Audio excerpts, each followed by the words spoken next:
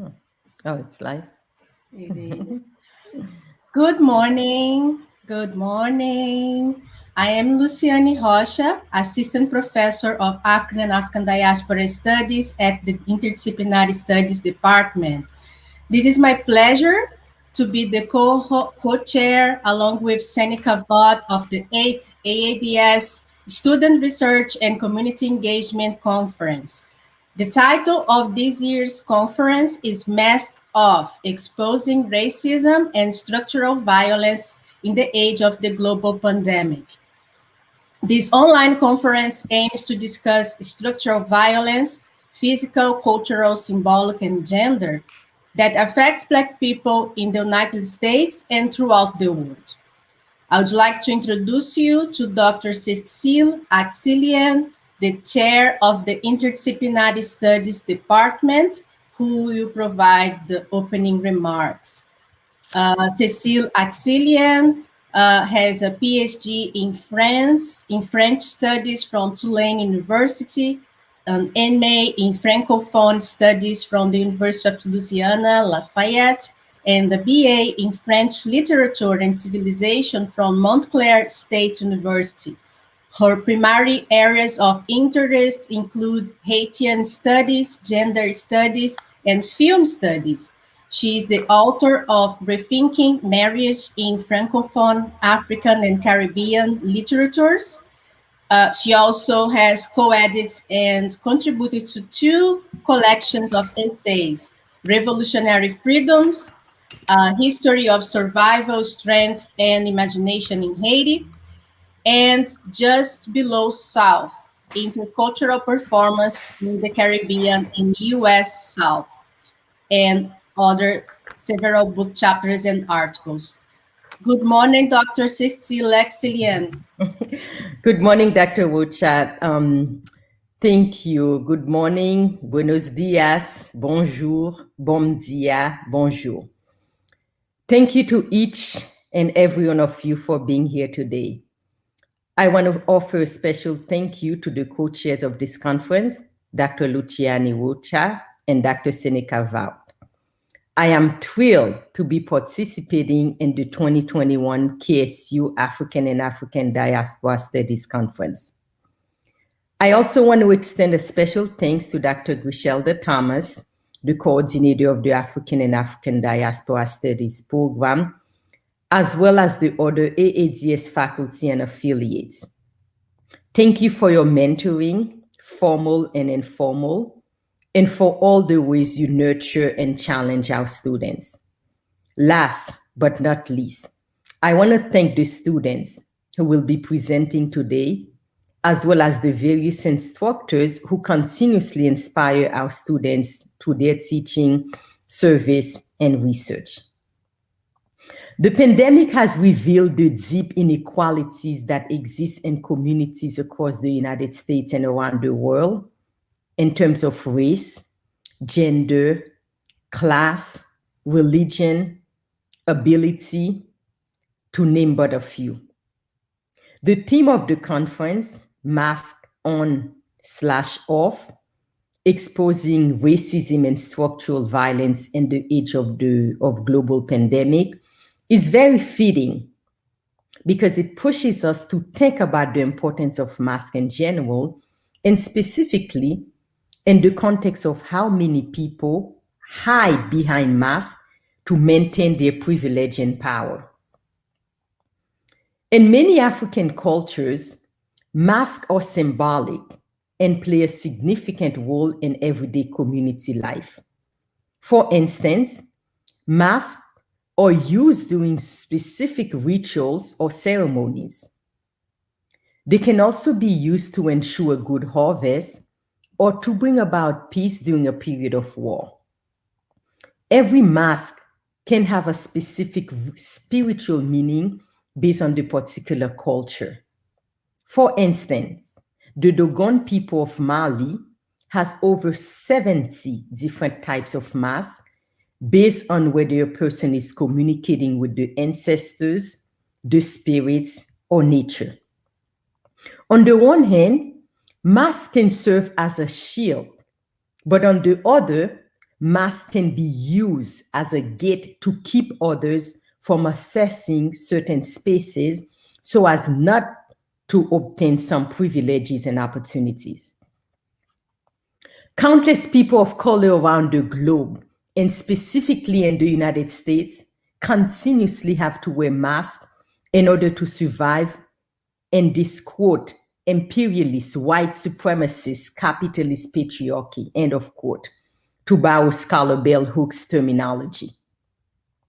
The mask help us a little bit to deal with the ongoing microaggressions, racism, sexism, classism, ableism, and other isms. As I reflect upon this past year, I think one of the ways in which the pandemic has pushed us to take off our mask is by probing the question of who really belong in the US.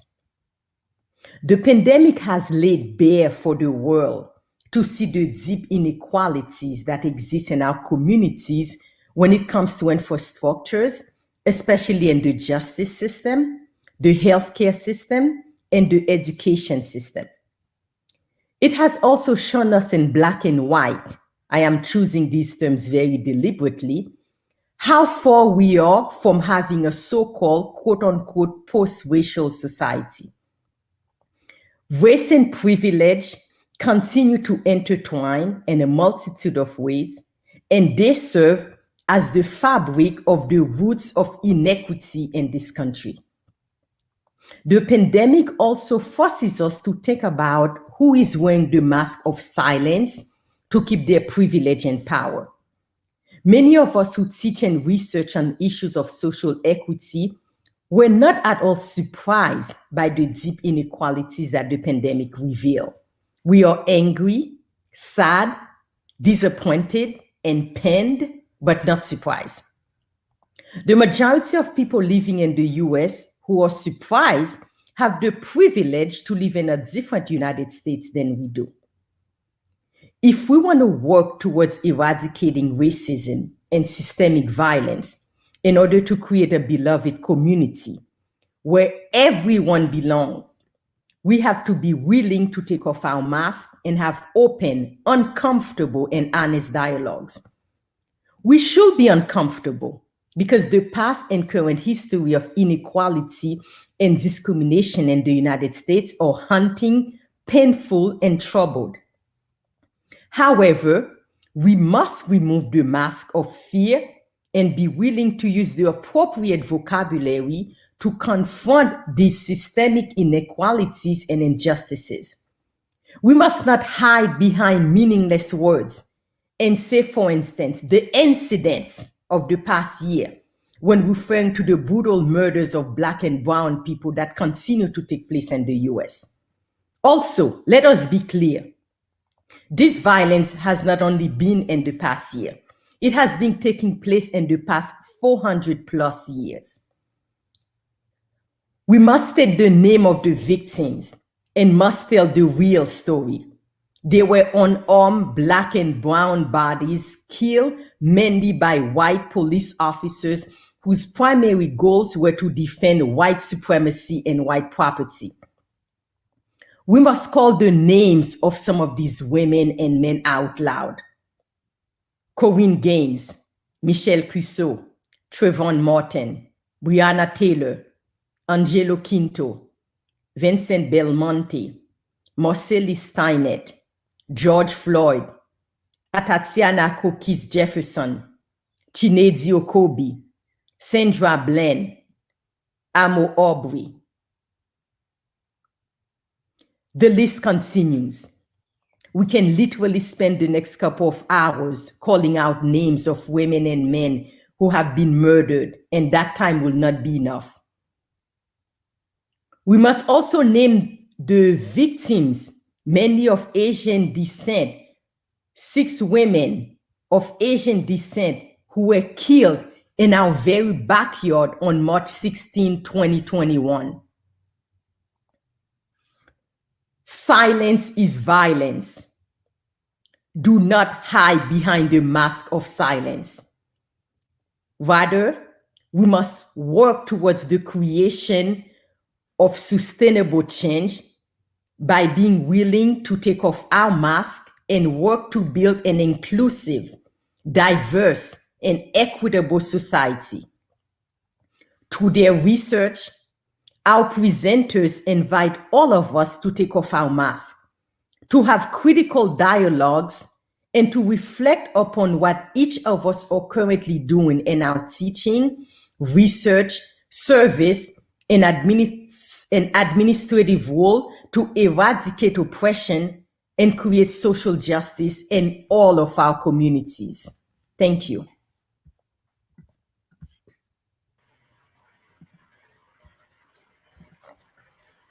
Thank you, Dr. Cécile Exlien. A second of reflection.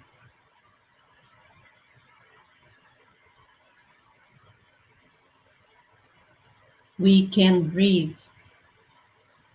Can we? 1 year after the World Health Organization declared COVID-19 a global pandemic, more than 125 million cases of coronavirus-borne illness have been confirmed worldwide, while more than 2.7 million fatalities, 70 million people recovered. However, these numbers do not show an accurate picture of COVID-19 cases. Black scholarship, especially Black feminist scholarship, reminds us about the necessity of applying an intersectional analysis to all phenomena. What would the statistic look like if we separate those infected by race? What is the impact of COVID-19 on poor people? Who is taking care of the women who are the head of the houses and are infected by COVID-19? How are women facing domestic violence experiencing lockdown? What is the impact of COVID-19 on young Black men and women who are already marginalized and deprived of healthcare? Structural racism, how the societies foster discrimination through mutual reinforcing inequitable systems shapes social determinants of health and social risk factors. The Black scholarship also calls our attention to how Black people organize to keep themselves alive, or ourselves alive. What are our main strategies for survival during the global pandemic?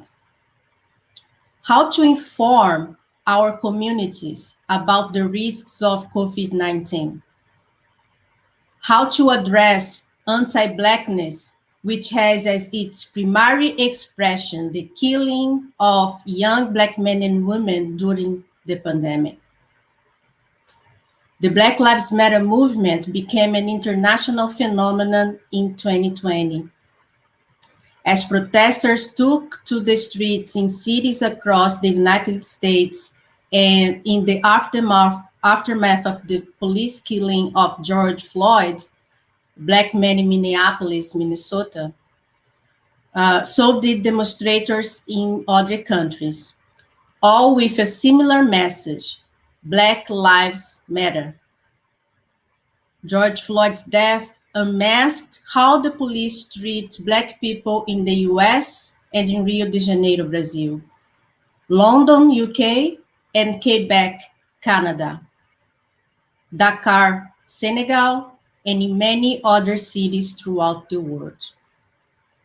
Last year, while the World Health Organization and health specialists told us to stay at home, Breonna Taylor in Louisville and João Pedro in Rio de Janeiro were killed inside their houses.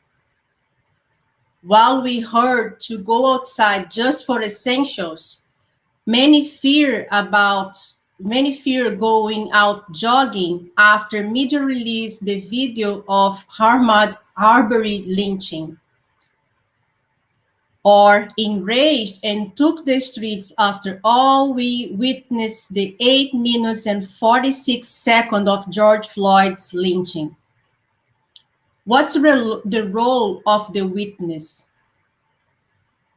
Is to testify.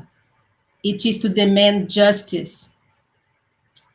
While the health system highlighted the importance of these essential workers, Armand Henderson, a Black doctor, was detained by the police and handcuffed on his way to volunteer with the homeless people.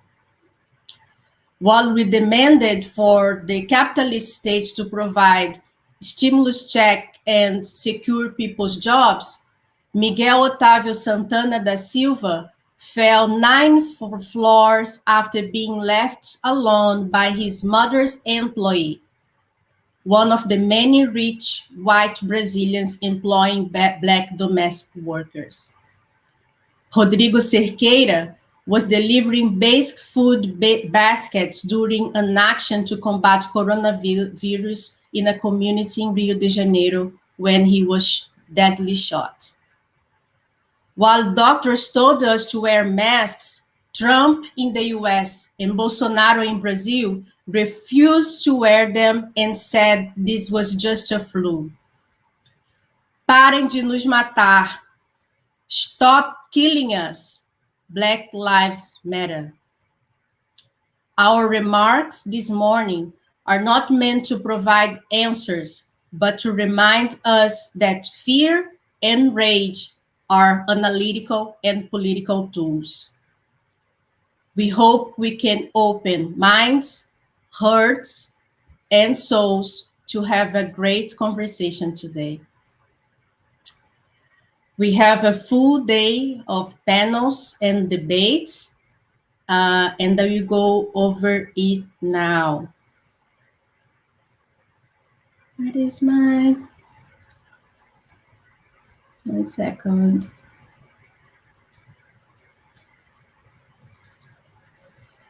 So here is the program. In just a few minutes, at 9:30, we have the African and African Diaspora Studies in dialogue with American Studies, a panel with students.